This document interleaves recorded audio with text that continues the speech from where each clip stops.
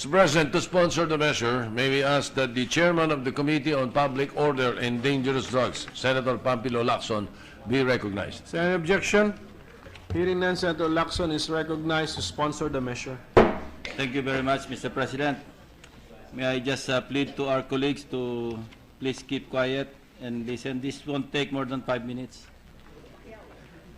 Mr. President, fellow members of this august chamber, I have the honor to report on the Senate floor Senate Bill number 1239 entitled An Act Amending Section 35B, Paragraph 4 of Republic Act number 6975, otherwise known as an Act establishing the Philippine National Police under a reorganized Department of the Interior and Local Government and for other purposes as embodied in Committee Report number 10 in substitution of Senate Bill number 1052. Mr. President, the power to issue subpoena is commonly known to most Filipinos as lodged in our courts of law.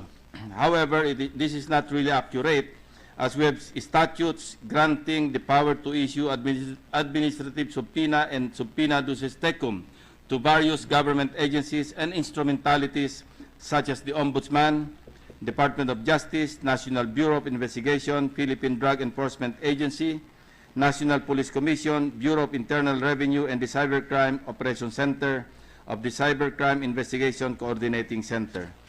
In fact, said power was vested the Criminal Investigation Service, or CIS, under Section 6 of Republic Act number 5750, which reads, Section 6, the Chief and the Deputy Chief of the CIS shall have the power to administer oaths upon cases under investigation and to issue subpoena or subpoena duces tecum for the appearance at government expenses of any person for investigation or production of documents and other matters therein, unquote.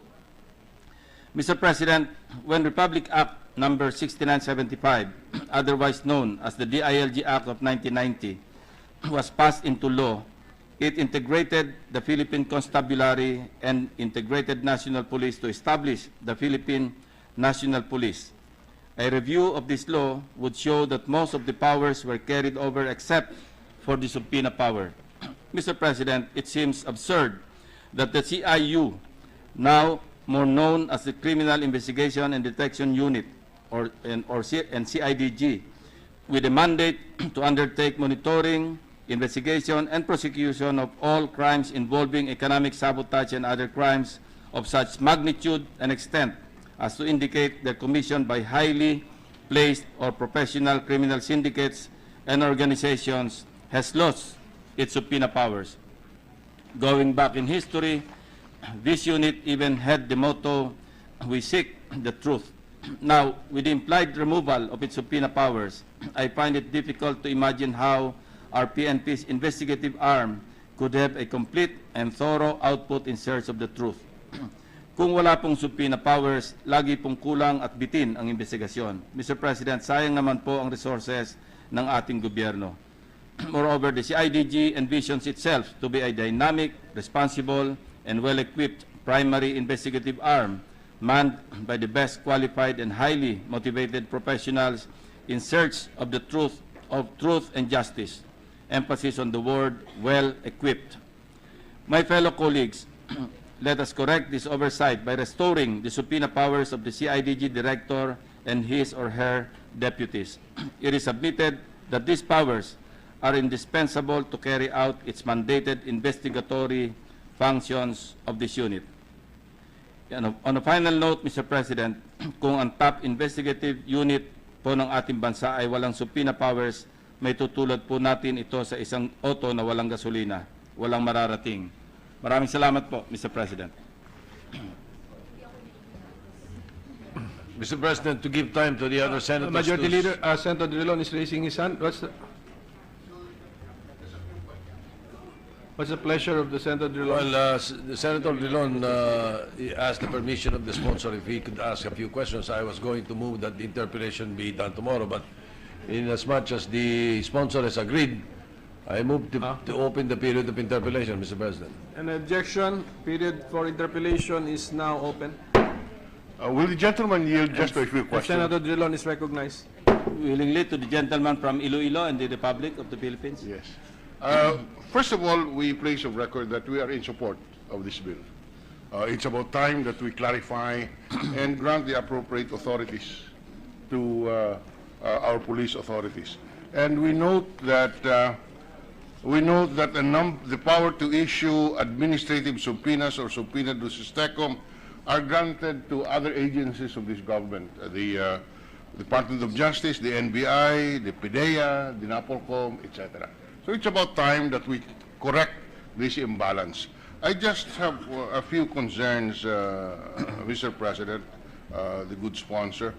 Number one, is the Chief PNP authorized also to issue subpoena and subpoena ducis tecum? Under the law, he's not authorized, Chief Mr. President. PNP. The Chief PNP is not authorized. Should we not authorize the Chief PNP?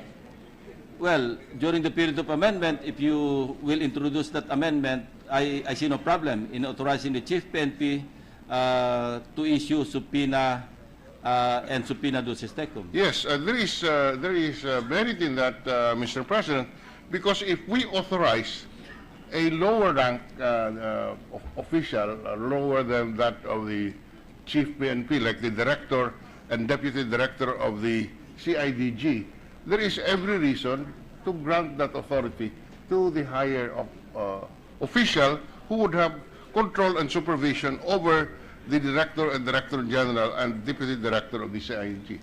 I see no problem with that, Mr. President, if you so desire during the period of amendment. However, this is already a delegated authority to the CIDG Director and or his deputy.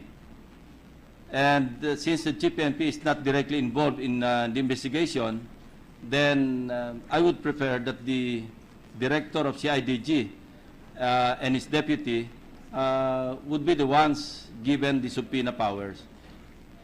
They're the ones given the subpoena powers. We have no problems with that. Does that, but the question that we raise, Mr. President, is, can the chief of the PNP today issue subpoena, or does he have to delegate it to his lower, or would he have to ask a lower official to exercise that authority? As it's today, since the Director of CIDG has no subpoena powers, then the Chief PNP cannot delegate because under the law, the Chief PNP is not authorized to issue subpoena. No. Our point is, under the law, can the Chief PNP issue the subpoena? Right now, Mr. Yes. President, under 6975, Yes. as amended by 8551, no, Mr. President. Yeah. My suggestion, therefore, is apart from the Director and the Deputy Director of the CIDG, the Chief PNP should also be granted that power so that he is not excluded from the power enjoyed by lower officers. Now, the second point, Mr. President, just one more point. Is the sponsor amenable to the non-delegation of this authority? In other words, only the Director and Deputy Director of the CIDG can issue the subpoena and subpoena ducis tecum and prohibit them from delegating this. Meaning delegating this authority to regional directors of CIDG? Yes, for example. Because otherwise, if without that limitation that they cannot delegate, they can delegate it to any officer of the PNP, which, as a matter of policy, we have very serious reservations. He can delegate it to a inspector. So our question is if the sponsor Is amenable. is amenable to prohibition on delegation of an authority. For better control, Mr. President, Yes. I think it should only be the Director of CIDG and his deputies. No other. I'm just imagining Superintendent Marcos issuing a subpoena and subpoena ducis tecum, Mr. President. That might be a subpoena to heaven. So Right. I am glad. So basically, that's all we wanted to place on the record. That number one, we include the Chief PNP being a superior officer, in addition to the Director and Deputy Director of the CIDG. And number two, that such powers cannot be delegated, but must be exercised by the officials themselves. at Thank the you, Mr. appropriate time, President. we'll submit an amendment. Thank you very much. Thank you, Mr. President. Thank you, Mr. President. I move to suspend consideration of Senate Bill 1239 to allow other members of the Senate to study the proposed measure. Any objection? Hearing none, we suspend consideration of Senate Bill number 1239. Thank you, Mr. President. As requested by the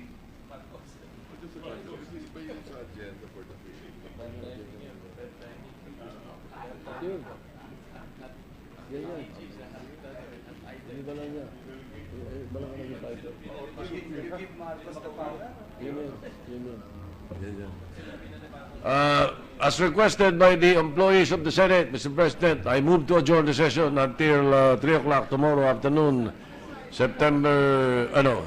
December 7, 2016. Everyone is invited to attend the Christmas party of the employees. Is there any objection? There being none, session is adjourned until 3 o'clock in the afternoon of Wednesday, December 7, 2016.